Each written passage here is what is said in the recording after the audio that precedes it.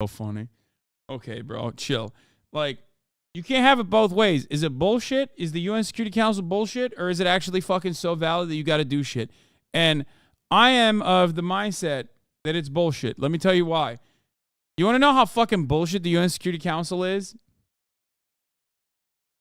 The Israeli envoy had the audacity to get up and put up a fucking photo, like a FedEx King Code photo that said "Save Iranian women" while the Iranian person, like the Iranian leadership, was talking. Okay, and it blew my fucking mind. It's like, are you joking, dude? What the fuck? How many Palestinian women do you butcher on a daily fucking basis? That's nuts, dude. Like, if there's one fucking country that should maybe shut the fuck up about human rights abuses, like rampant human rights abuses, it's like, not Security Council, but General Assembly. Yeah, in the General Assembly. Previous 5 Security Council meetings in which President Zelensky was invited to participate, he spoke before Council members. I want to assure our Russian colleagues and everyone here that this is not a special operation by the Albanian presidency, but a continuation of a long and well-established practice of this Council, and today's speaking order therefore is in full conformity with the Council's guidelines and practices. As for the second question, I have a certain difficulty to understand what's the problem, because OSCE has an important role. God, they're so Turk-coded, man. I'm sorry. Just, Albanians are so Turk-coded. It's crazy. And is here because of its contribution to this meeting considered of essence.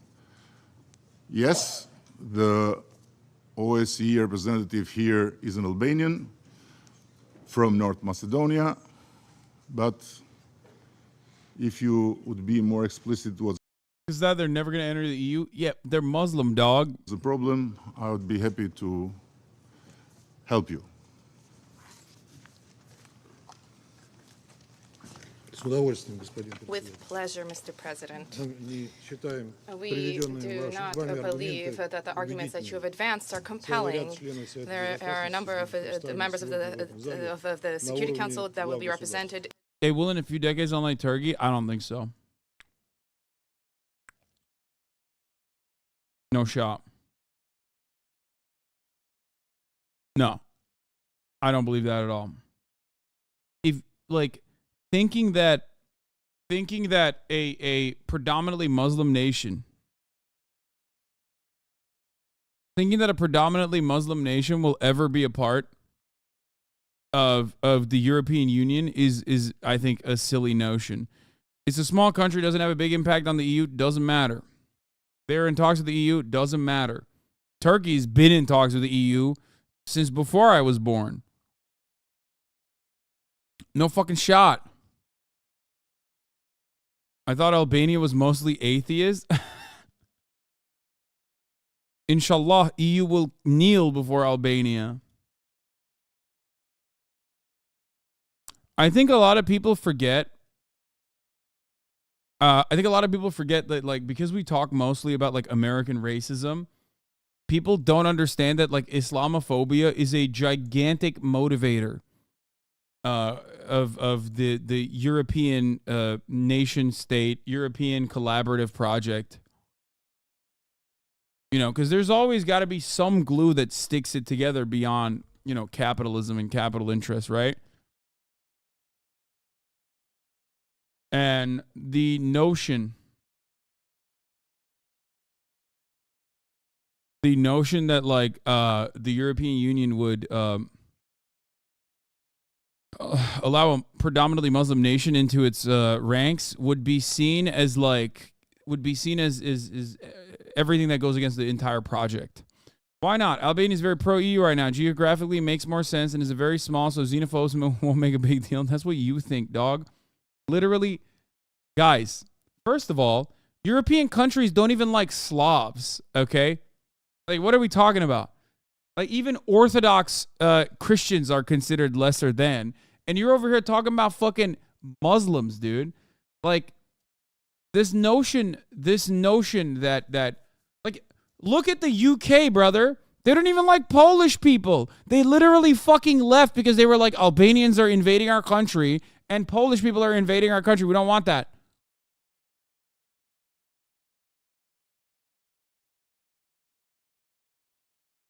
There ain't no fucking way UK equals EU. I mean, the UK was a part of the European Union, so it's not that crazy. They literally cast aside a favorable trade partnership they had with the fucking EU, specifically to make a symbolic point about leaving so they could instill national autonomy or whatever the fuck they were talking about, even though their original trade negotiations were just entirely favorable to the UK. The idea that, I know that there's a not equal sign. I know, I'm sorry. I misread it originally. Albania is very pro-EU right now. Turkey has a bigger population than Germany, so that is much, much, much more controversial. Admitting another Germany changes the power politics in the EU by a lot. Albania doesn't.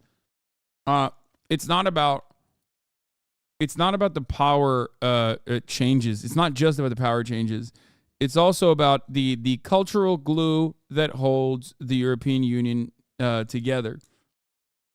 Western Europeans don't even like Eastern Europeans. Like, you're talking about Eastern European Muslims? Get the fuck out of here, dude. No shot.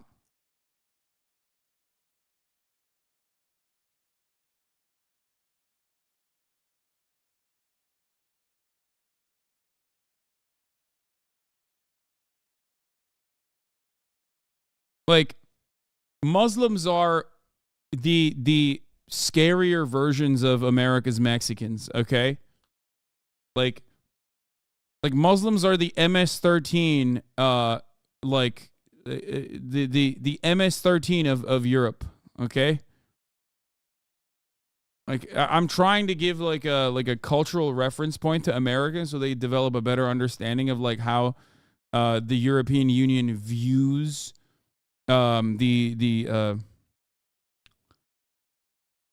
how European views like Muslim migration. To be fair, 40% of population Christians don't matter. So that they develop the wrong understanding. White people don't even like white people. Black people don't even like black people. Everyone's racist. Hasan, safe hating Europeans, ... Hasan talking about Europe is always such a riot. So that they develop a wrong understanding of Europe. Yeah, dude, I'm just lying about Europe and its opinions on Islam. You're right. Yeah, guys, no matter what you do, just don't look it up. You can't find information on each individual EU nation state, and also just like and how much like Muslim migration has been presented as an invasion by hogs and has dominated European domestic politics, like European country domestic politics, for the past 10 years or so. One of the impacts of America's never-ending war on terror and the destabilization it caused was that it truly galvanized white supremacists, like out and about white supremacists, not the regular white supremacists that always existed, like the Eurofascists that always had like a pan-European supremacist attitude. I'm talking straight up like, oh no, the AfD, or I don't know, that Italian psycho, or Marine Le Pen, which probably will be the next leader of France, by the way. All of these people got back into positions of prominence over the course of the past fucking 10 to 20 years of screeching about Islam, okay?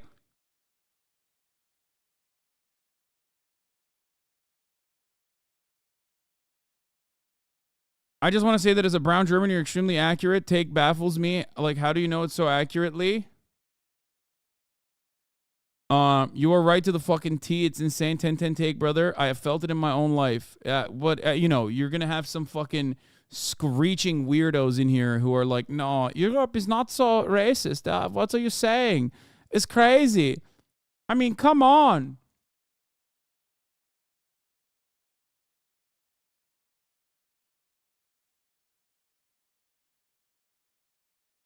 It's also always funny whenever people talk to me about like not understanding the intricacies of European politics, as though like, you know, European politics was not incredibly important in my development growing up in fucking Turkey, you know? Come on, dog.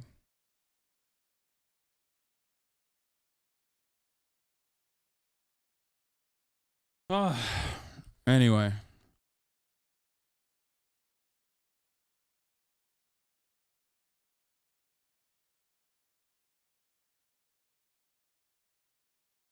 I'm European, and what you're saying is completely right. Muslim people here are called roaches and suffer a massive amount of discrimination.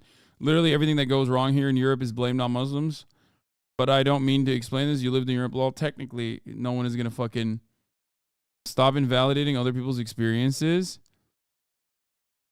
Yeah.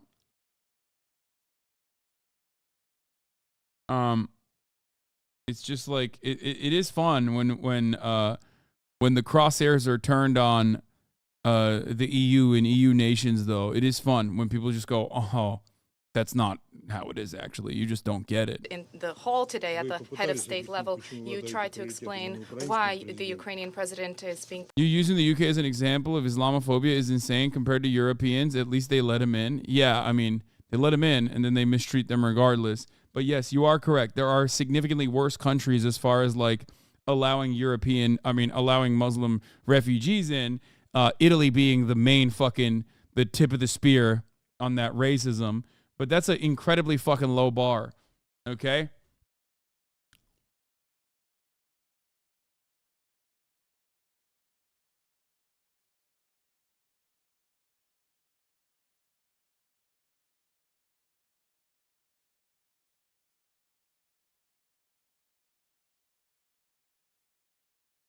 Like, if we're keeping it $1.50, one of the best countries as it pertains to Muslim migration or refugee acceptance is Germany. Okay? And, you know, as a Turkish person, of course I feel some type of way about that, considering that, like, Germany has utilized the Turkish labor force and has regularly mistreated said Turkish labor force for a very long time, which has created enclaves and cultural disagreements, and even put a lot of German Turks at the crosshairs of racialized violence. So then there's also the number of refugees that they've taken in, and how that has developed. That has developed that has helped the rise of the AfD, basically. My German friend tried to call anyone not white a guest worker, and his dad is Croatian and Turk, but he still hates a bunch of German Turks. Yeah, I mean, his dad's Croatian. That's probably where it comes from. Being Croatian and living in Germany, wonder what his grandfather was doing. All right, let's just move on. The moment Russia attempted to block President Zelensky, we're talking about that. Prioritized. However, the procedure, this is nothing to do. How did the Croat get to Germany? What was he doing? What was going on there, you think? I don't know. I mean, I'm just asking. What it is? Ask him what his grandfather did. Who knows? Who knows what he was doing? Do with the procedure for the Security Council. You can understand the logic. When we discussed Somalia here, the president of Somalia spoke first here, but he was the only president from among those present. There are indeed precedents related to other files on the Security Council's agenda, but a specific practice has unfolded linked to the specificities of certain regions, which has nothing to do with the situation in Ukraine. I would like to warn you that if today you bang the gavel there thereby implementing your decision, the Albanian presidency will be tainted with an egregious precedent of violating existing practice in the Security Council, established practice for the benefit of one delegation, which time after time continues to demonstrate with support from the West that their rules don't apply to it and everything is permissible. From the beginning, Western members of the Security Council 3 times pushed through the participation of Vladimir Zelensky in Security Council meetings through video link. This constitutes a blatant disregard for the authority of this key body. Other states find time in their schedule to travel in person to New York and to speak before the members of the Security Council. Over the course of the 75 years of the existence of the organization, the emergence and presence at the Security Council, speaking before the Council, was viewed to be a privilege. The same applies to statements from the lofty tribune of the General Assembly, instead of which, during the last session, during the special session, the representative of Kiev decided to speak through video link. At the same time, Western delegations alleged that last year Vladimir Zelensky was unable to leave the country due to extraordinary circumstances. These circumstances, nonetheless, did not prevent him from traveling to the U.S. to visit Washington, and yet he did not deign at the time to travel personally to the United Nations. Colleagues, consider this dude is spitting too much, dude. Okay, man. How about shut the fuck up, dog. Violation Jesus of the Christ. president by the president of the practice of the work of the Security Council is fraud. Dude, I can't even pay attention to. Dude, he's still going. This motherfucker's going nonstop, dude. Jesus. Okay, we're done. We're done. I can't do this. Okay, shut the fuck up, dude. All right. Zelensky faces Russian officials for the first time since the invasion at UN.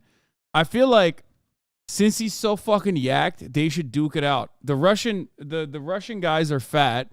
Zelensky is jacked. They should fight. And if Zelensky wins, then Russia has to leave Ukraine. Okay. Super simple, super easy solution, I think. 1v1, duel it out.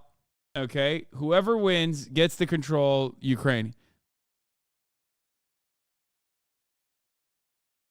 Full-scale aggression launched by the state, which for some reason is still present here among the permanent members of the UN Security Council. There's already been 574 days of pain, losses and struggle. Russia has killed at least tens of thousands of our people and turned millions into refugees by destroying their homes. Most of the world recognizes the truth about this war. It is a criminal and unprovoked aggression by Russia. What are you talking about? He just cosplays as a soldier with his silly clothes? Yeah, but he's jacked. Like, he's in good shape. What do you mean? Are you going to tell me he's not in good shape? He is.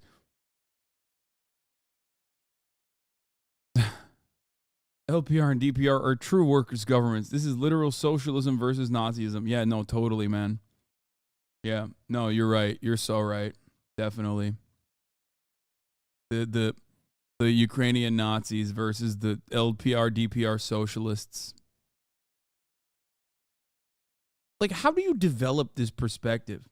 Like, I don't even think fucking Russians living on Russian soil, they get hit with that much propaganda, don't even give a shit about it that hard.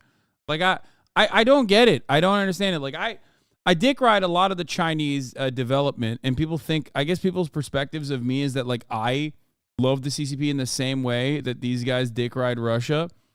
Okay. Well, I guess they think that I also dick ride Russia in a similar capacity. So that's always funny. But, like, it just doesn't make any sense to be like, no, this is literally denazification. Like, who the fuck believes that, man?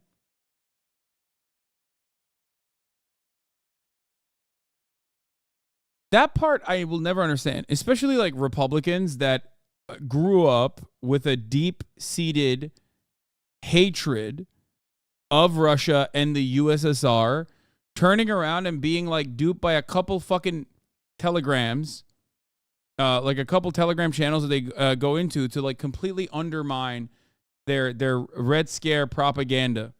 Like, how does that happen? Like, you're the biggest dupes somehow. You know what I mean? Like, it doesn't make sense.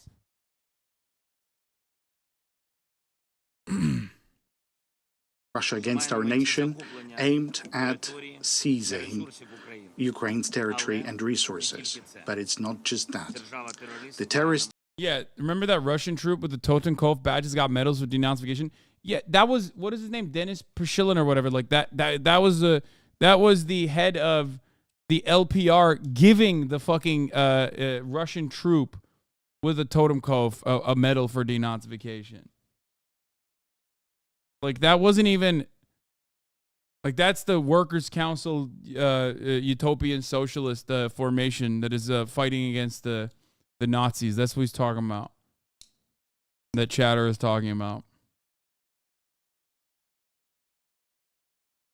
There's a post on the HasanAbi Reddit complaining about you being a China and Russia dick rider, I believe. Yes, dude. I love the Russian government. I love Vladimir Putin. I love Xi Jinping. I love it. It's my favorite, dude. Wagner guy who died along with Prigozhin at SS Tattoos 2 lol. Yeah. My favorite. State is willing, through its aggression, to undermine all the grounds of international norms meant to protect the world from the wars. And I'm grateful to all those who have recognized Russian aggression. But Russia has a socialist party that rose Putin in parliament? Are you serious, dude? You think the Russian Communist Party has any fucking sway? First of all, they also collectively were in support of invading Ukraine. So that's ridiculous. Okay, that's incredibly ridiculous. They have zero teeth, and they also personally are all controlled by Vladimir Putin. There is no aspect of Russian political formation that goes beyond the grasp of Vladimir Putin. Okay.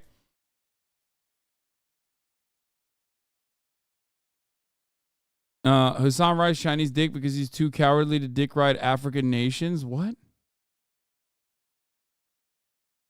The Russian Communist Party is the primary opposition party to Putin. Yeah, except they have no sway. What do you mean? You think that is like a real fucking party? What are you talking about?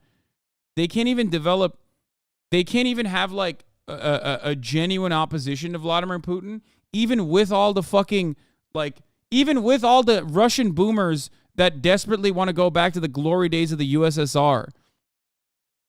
Okay, there is no real opposition or real legitimate communism or even socialism in the Russian government.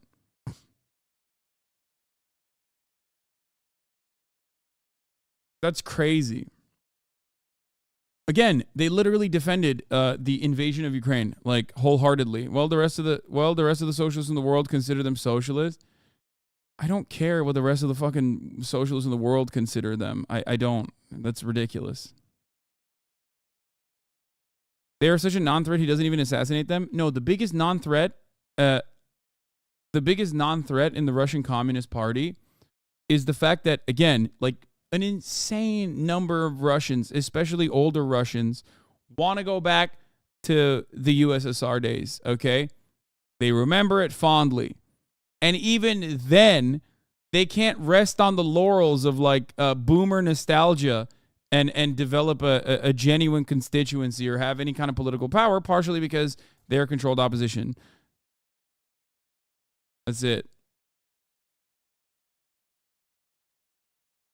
Don't be silly. There was a dude in the government that asked Putin to do a little socialism, and he said he'd look into it.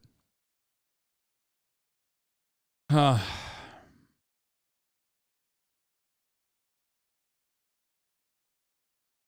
yeah. As the violation of the UN Charter. Ukraine exercised. Imagine dick riding the Japanese Communist Party. You are big lib. Wait, what? When have I dick rode the Japanese Communist Party? There are very few real, like, communist parties. We live under a global capitalist hegemony, and that dictates that these capitalist nation states only allow, like, a little bit of a crumb of, like, aesthetic socialism.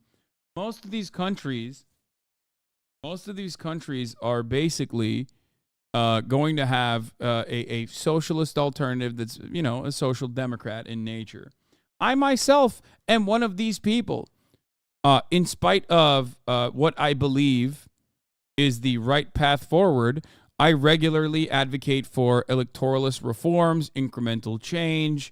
You know, I'm willing to watch incremental change happen, push for it, open up an opportunity for for workers to unionize, claw back some of that power. It's just, I myself am that person. I love Bernie Sanders. Many of you love Bernie Sanders. Bernie Sanders, in spite, being a democratic socialist, has regularly advocated for social democratic capitalist reforms. Bernie Sanders has never done like real existing socialism because you can't do that. No, Hasan is a revisionist sag. Yes, I am a revisionist, and part of what people don't understand is that in order to develop a vanguard, a Marxist-Leninist vanguard, you still need to actually instill class consciousness in the minds of the American labor force before they even recognize after that class consciousness they're part of the labor aristocracy and yet still want to overcome it, even though it might be against their self-interest to continue fucking exploiting the global south. A problem that you see with American socialists and American self-declared socialists and progressives in general is their lack of interest in stopping American imperialism due to their recognition that the current existing structures actually benefit them in the imperial core. So all of that stuff, all of that stuff is constantly in the back of my mind when I'm cutting propaganda or doing agitated propaganda in general. There is no accelerationist there's no accelerationism in a state where there is no socialist alternative. There is no accelerationism in a state where even trade unions, which is not socialism, and their union participation is at 10%. Okay? A lower rate of union participation in the workforce than Chile, a country that we literally wrote the Constitution of and implemented a psychotic fascist dictatorship at, violently, mind you. Okay? So even that country has a 5% more rate of union participation in their labor force. Talk to me when we get our numbers to like 40%, or at least like collective bargaining agreements reaching, 80%. Okay? You can't do that. There is no accelerationism that leads to socialism magically. Okay? People need to be made aware of the contradictions and not just simply feel the pain and not necessarily have a decent output for, not necessarily figure out who's the one who's causing all that pain. Because accelerationism only leads to barbarism, not socialism. In a country like America, we only accelerate towards fascism. Okay? The interests of the American working class are not aligned with the international working class at all? Yes and no. Ow, fuck. Yes and no. That's not true. As far as like socialism in America, it's still the same. Okay?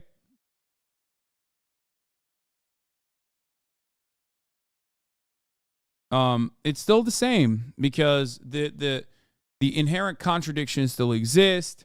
The interest of the working class in America is the same as the interest of the working class all around the world. But of course, American labor forces absolutely benefit from third world natural resource extraction and third world exploitation in general. Okay? But of course, this makes it much harder to be a real, genuine, enthusiastic, consistent supporter of international socialism.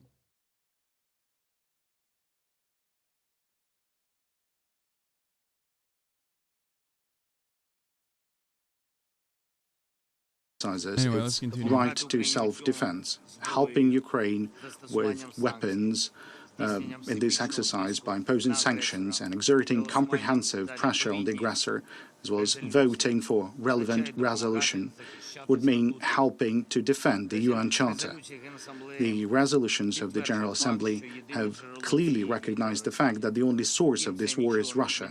But this has changed. Also, what's funny to me is that like the very same people that would say, Hasan, you're like a fucking Western psyop, you're a revisionist or whatever, also dick ride China. So how does that work for you? I don't understand. Okay?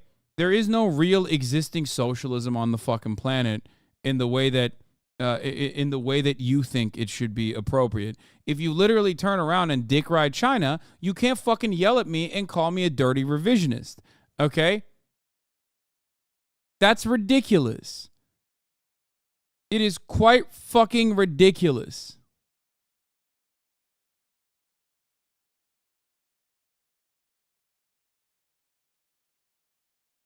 Nothing for Russia in the United Nations. However, these are the situations that have changed everything for the UN. Oh, this is my favorite, the Noid. Recognize that the UN finds itself in a deadlock on the matters of aggression.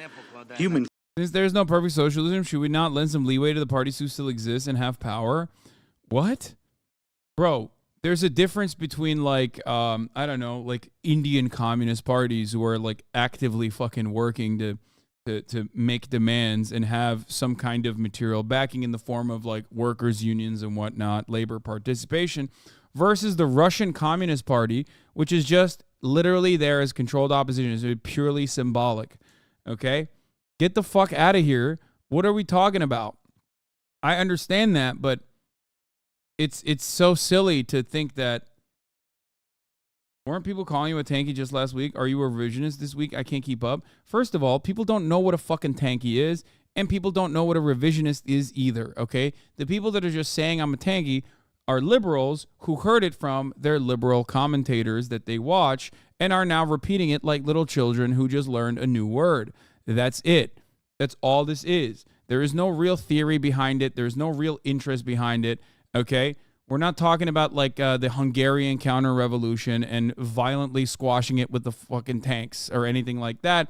And before people say, oh, that's like saying I called you a Nazi, but I'm not really a fucking member of the Nazi party. Where are the fucking tanks in any of the criticisms that I offer China and especially Russia? And where are the fucking tanks or violent ways of squashing counter-revolutionary activity in the form of like even my fucking assessment on what's going on in Taiwan? If anything, my assessment on Taiwan is conflict avoidance. Like the top of the hour avoidance comes at the top of every fucking hour. Okay? I want you to avoid conflict, and I want you to avoid the top of the hour ad break, because at the top of the hour, there's a 3-minute ad break. And if you no longer want to see those ads, all you need to do is subscribe, which you can subscribe for $5 or for free with a Twitch Prime, or by getting gifted a sub if you lost all your money, dumping it into the fucking new HasanAbi ideology collection. Here's a 3-minute ad break now. Also, ideology does shop. Like I said, new merch is out.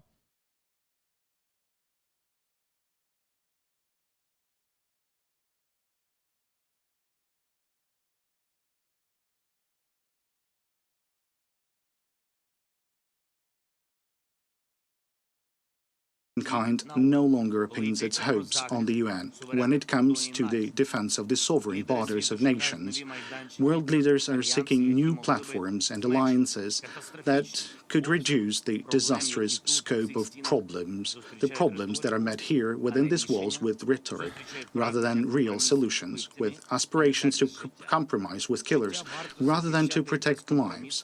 Life should be defended uncompromisingly to ensure successful protection.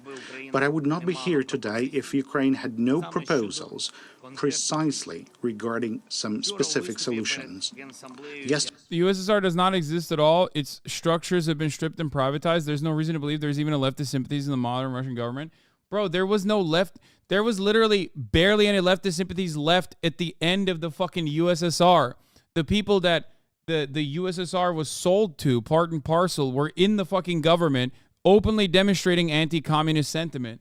That's why they got all the fucking resources and control over entire fucking industries by Western capitalists and bankers.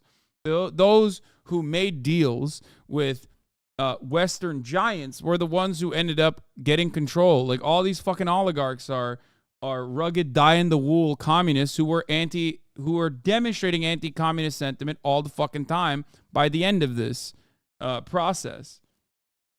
It's like one of the reasons why the USSR fell, among many others. Obviously, it's a significantly more complex situation than just like one singular aspect, but it's just ridiculous. There is no, like, I don't know. I mean, look at Vladimir Putin. Lost to Pizza Hut, Pepsi, Pizza Hut. You can't out Pizza the Hut, dude.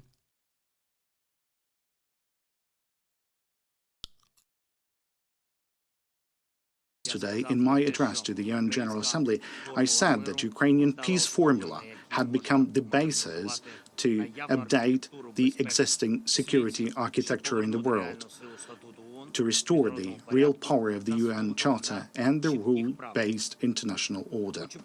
Now, I would like to present some very specific details based on the peace formula. Notably, it's point 5, and it's called Implementation of the UN Charter and the Restoration of Ukraine's Territorial Integrity and the World Order. All in the world can see what makes the UN incapable.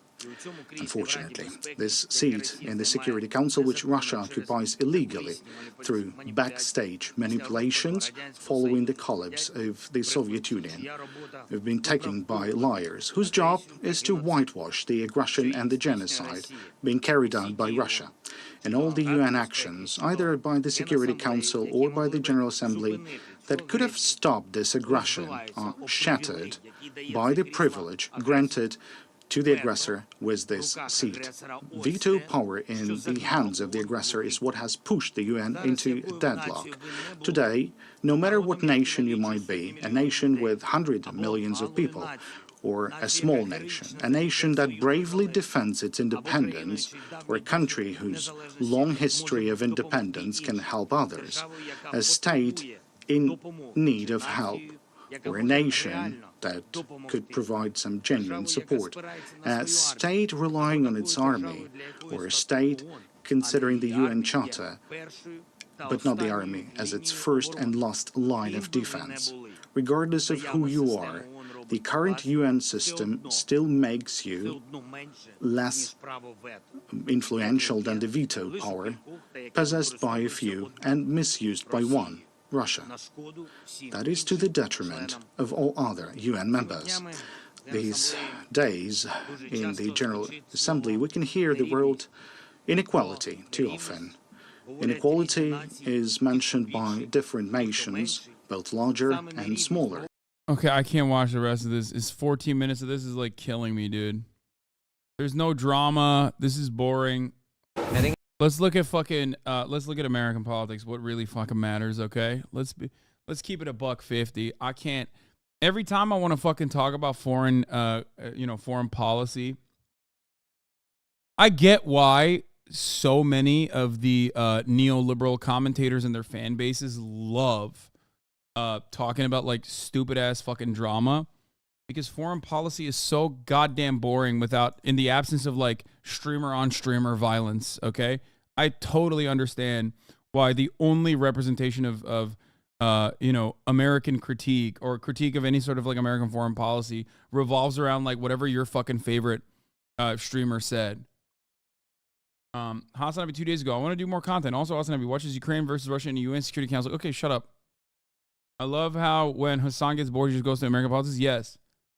The only type of fucking foreign policy I want to hear from is Aiden Ross talking to Kim Jong-un, okay?